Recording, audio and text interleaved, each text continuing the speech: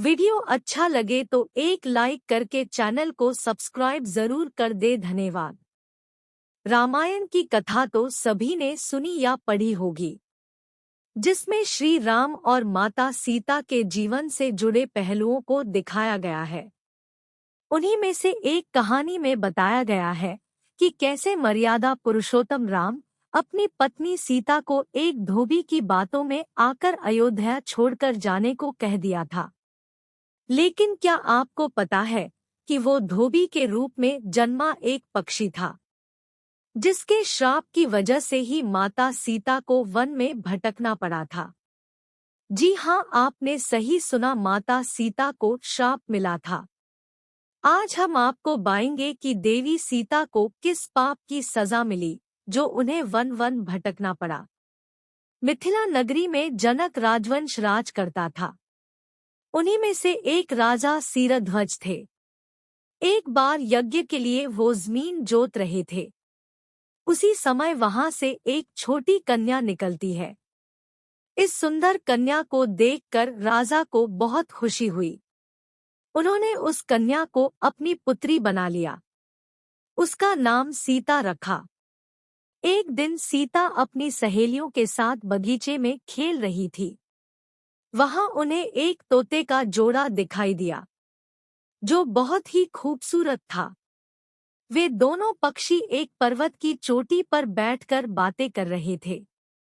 पृथ्वी पर श्री राम नाम से विख्यात एक बड़े सुंदर राजा होंगे। उनकी महारानी का नाम सीता होगा। श्री राम सीता के साथ कई वर्षों तक राज्य करेंगी। धन्य है वे जानकी देवी और धन्य है वे श्री राम। तोते की ऐसी बातें सुनकर सीता ने सोचा कि ये दोनों तो मेरे ही बारे में बातें कह रहे हैं। इन्हें पकड़कर मैं इनसे अपने जीवन से जुड़ी सारी बातें पूछ सकती हूँ। इसीलिए उन्होंने अपनी सहेलियों से उन दोनों पक्षियों को पकड़कर लाने को कहा। उनकी सहेलियां उस पर्वत पर गईं और दोनों पक्षियों को पकड़कर ले आईं। माता सीता उन पक्षियों से कहती है कि तुम दोनों बहुत सुंदर हो, देखो, डरो नहीं, मैं तुम्हें कोई नुकसान नहीं पहुंचाऊंगी। तुम बस मुझे ये बताओ कि तुम कौन हो और कहां से आए हो। राम कौन है और सीता कौन है? तुम्हें उनके बारे में कैसे पता है? माता सीता के पूछने पर दोनों पक्षी बता रहे हैं कि एक बहुत विख्यात महर्षि वाल्मीकि है। हम दोनों उन्हीं के आश्रम में रहते हैं।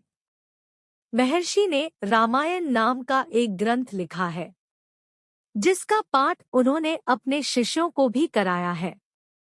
उन पक्षियों ने सीता को ये भी बताया कि इस ग्रंथ में महर्षि वाल्मीकि ने बताया है कि महर्षि ऋष्यशृंग के द्वारा किए गए पुत्रैष्ठ यज्ञ से प्रसन्न होकर भगवान विष्णु, राम, लक्ष्मण, भरत और शत्रुघ्न ये चार मानव शरीर धारण कर पृथ्वी पर जन्म लेंगे। बड़े होने पर श्री राम महर्षि विश्वामित्र और अपने छोटे भाई लक्ष्मण के साथ हाथ में धनुष लिए मिथिला आएंगे और शिव जी के धनुष को तोड़कर सीता से विवाह करेंगे। फिर उस पक्षी के जोड़े ने कहा, हे सुंदरी, हमने तुम्हें सब कुछ बता दिया, अब हमें छोड़ दो, हम जाना चाहते हैं। पक्षियों की बातें सुनकर माता सीता के मन में और भी बातें जानने की इच्छा हुई। उन्होंने उन दोनों से पूछा कि राम कहाँ होंगे, वे किसके पुत्र हैं, कैसे वो मिथिला आकर जानकी से विवाह करेंगे। नर तोता बोला कि श्री रामचंद्र का मुख कमल के समान सुंदर, नेत्र बड़े बड़े और खिले हुए, नासिका ऊंची, पतली भुजाएं घुटनों तक, गला शंख के समान होगा। मैं उनका क्या वर्णन करूं, जिनके गुणों का बखान 100 मुख वाला भी नहीं कर सकता। दोनों पक्षी कहते हैं कि जानकी देवी धन्य है, जो जल्द ही रघुनाथ जी की पत्नी बनकर उनके साथ कई वर्ष तक राज करेंगी। लेकिन तुम कौन हो? पक्षियों की बातें सुनकर सीता ने कहा कि जिसे तुम लोग जानकी कह रहे हो, वो मैं ही हूँ। माता सीता उन्हें कहती हैं कि मैं तुम दोनों को तब ही छोड़ूंगी जब श्री राम यहाँ आकर मुझसे विवाह करेंगे तब तक तुम दोनों आराम से मेरे घर में रह सकते हो।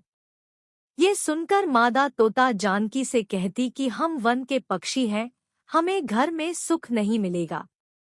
मैं गर्भवती हूँ, मुझे जाने दो, मैं अपने स्थान पर जाकर बच्चे पैदा करूंगी।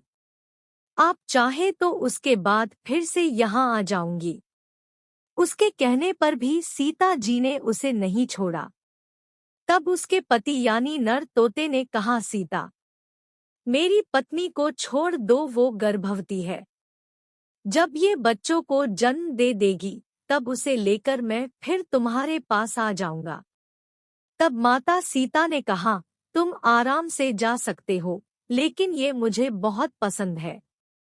तुम घबराओ नहीं, मैं इसकी अच्छे से देखभाल करूंगी।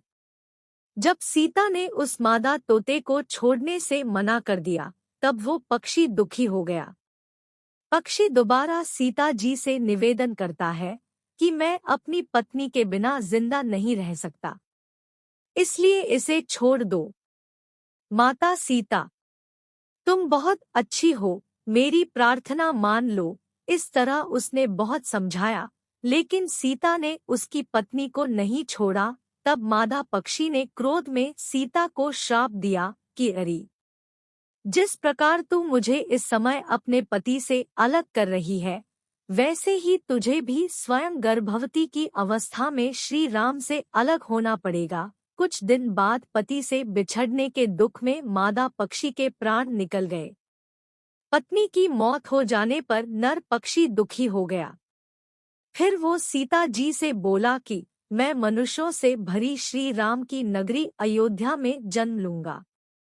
मेरे ही कारण तुम्हें पति के वियोग का दुख उठाना पड़ेगा। ये कहकर वो वहां से उड़ जाता है। कुछ साल बाद उसका जन्म अयोध्या में धोबी के घर हुआ। उस धोबी के कारण ही सीता जी का अपमान हुआ। उन्हें अपने पति श्री राम से अलग होना पड़ा। उस तोते का श्राप ही सीता जी के पति श्री राम से बिछड़ने का कारण बना। इसीलिए जब माता सीता गर्भवती थी तो उन्हें भी पति से दूर वन में रहना पड़ता है। आपने अक्सर लोगों को कहते सुना होगा कि हमें हमारे कर्मों का फल हमें यही मिलता है। इस कहानी से ये बात सिद्ध भी हो जाती है कि कर्म के फल से कोई भी नहीं बच सकता, फिर चाहे वो भगवान राम हो या सीता। सभी को अपने कर्मों को फल भोगना पड़ता है। सवाल अच्छा लगा तो सब्सक्राइब जरूर कर दे। मिलते हैं अगले वीडियो।